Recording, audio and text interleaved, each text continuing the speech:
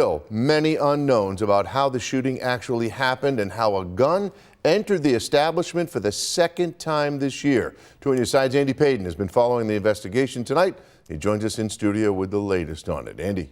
Scott and Mariella, city officials felt they really had no other choice but to shut the club down on Sunday after it was the 4th shooting at the site this year, while they investigate what has continually gone wrong.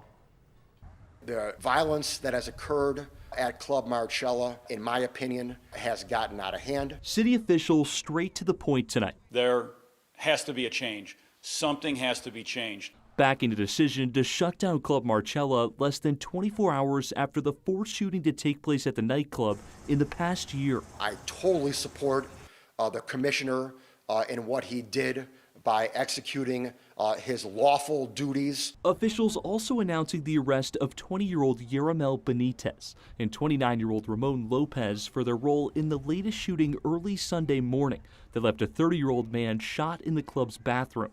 Authorities saying they've still not recovered the weapon, but the club's owner tells 2 on Your Side that the weapon that entered his club was a ghost gun.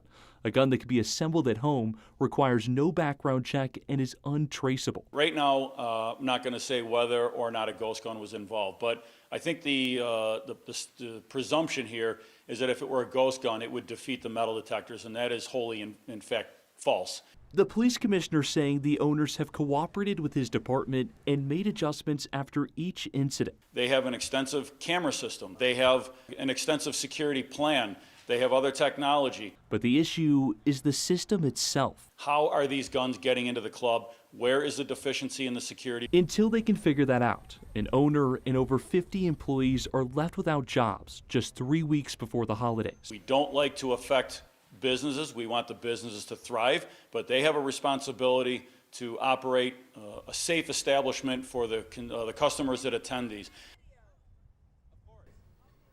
Now, the club's entitled to a hearing within 60 days where they will have the opportunity to work with the city to determine if the club can reopen and under what conditions. In the studio and on your side tonight, Andy Payton, Channel 2 News.